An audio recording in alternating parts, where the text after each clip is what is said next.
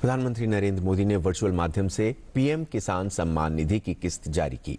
उन्होंने बटन दबाकर 9 करोड़ से अधिक किसानों के बैंक खातों में 18,000 करोड़ रुपए की राशि अंतरित की। इस अवसर पर प्रधानमंत्री ने 6 राज्यों के लाभार्थी किसानों से बातचीत भी की।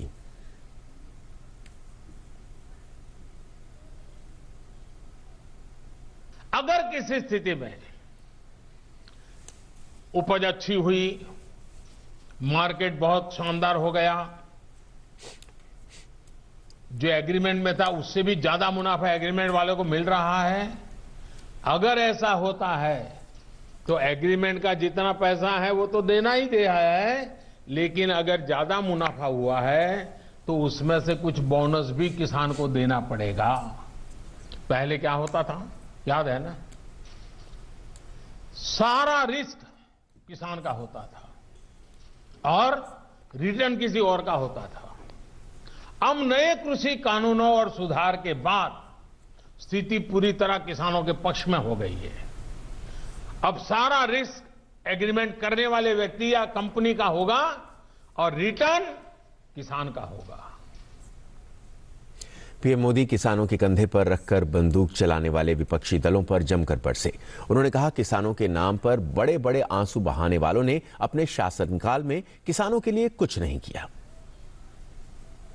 लोकतंत्र के किसी पैमाने को, किसी पैरामीटर को मानने को तैयार नहीं है। इन्हें सिर्फ अपना लाभ, अपना स्वार्थ नजर आ रहा है। ये लोग राजनीतिक मैदान में खुद के जिंदा रहने की जड़ी बूटी खोज रहे हैं, लेकिन देश का किसान उनको पहचान गया है। अब देश का किसान उनको ये जड़ी बूटी कभी देने वाला नहीं।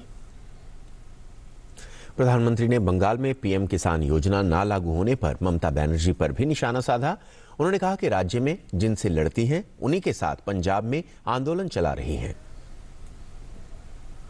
किसानों को ये 2,000 रुपया मिलने वाला कार्यक्रम है, बंगाल के अंदर कोई आंदोलन नहीं चलाया। अपने राज्य में 70 लाख किसानों को इतना धन मिले, वो देने में उनको राजनीति आड़े आती है, लेकिन वही पंजाब जाकर के जो लोग के साथ वो बंगाल में लड़ाई लड़ते हैं, यहां आकर के उनसे गुपचुप करते हैं।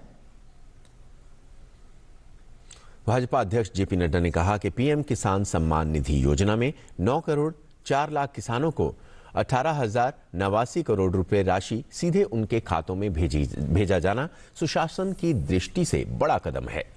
इस कार्यक्रम में 8 करोड़ लोगों ने अपने को पंजीकृत कर प्रधानमंत्री मोदी के उद्बोधन को सुना, जो कि अभूतपूर्व है। उन्होंने किसानों से अपील की है कि जिन लोगों ने कई दशक देश की सत्ता पर काबिज रहने के बावजूद किसानों के लिए कुछ नहीं किया, उनके फैलाए झूठ में ना आए, उनसे सावधान रहें। जेपी नड्डा ने किसान भाइयों से देश को समृद्ध एवं आत्मनिर्भर बनाने के लिए पीएम मोदी जी के साथ देने का भी आग्रह किया है।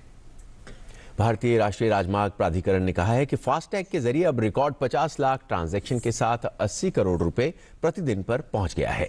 अब तक 2.20 करोड़ फास्टैग जारी किए जा चुके हैं। एनएचएआई ने कहा कि फास्टैग के जरिए टोल कलेक्शन 24 दिसंबर को पहली बार 80 करोड़ रुपए प्रतिदिन के आंकड़े को पार कर गया। फास्टैग लेन देन 50 लाख प्रतिदिन के रिकॉर्ड पर पहुंच गया है।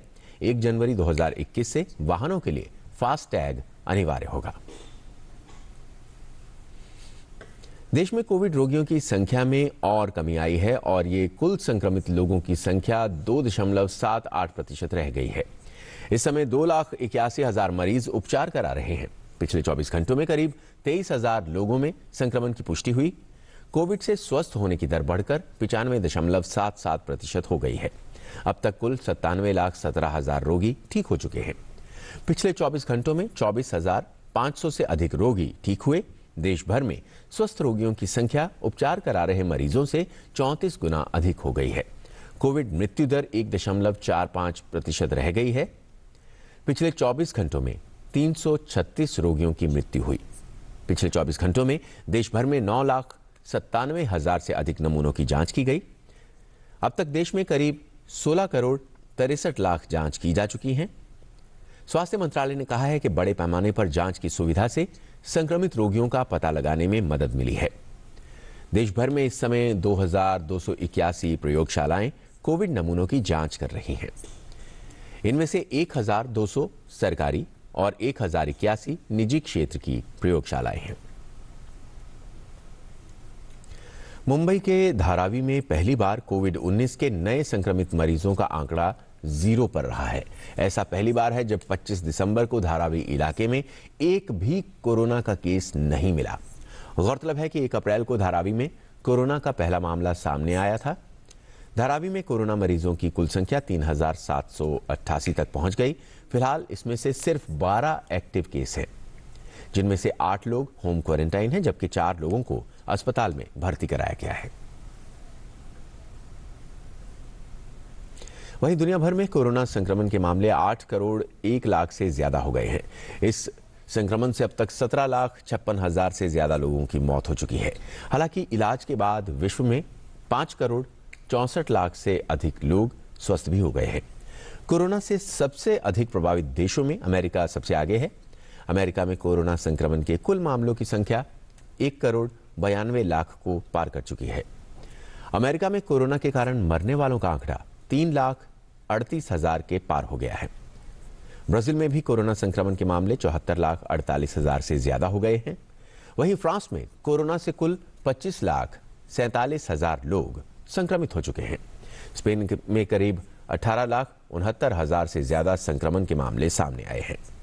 स्पेन में कोरोना के कारण मरने वालों का आंकड़ा 49,000 को पार कर गया है। फ्रांस में भी कोरोना वायरस का नया और ज्यादा खतरनाक वेरिएंट मिला है। यह वायरस का वही वेरिएंट है जो इससे पहले ब्रिटेन में पाया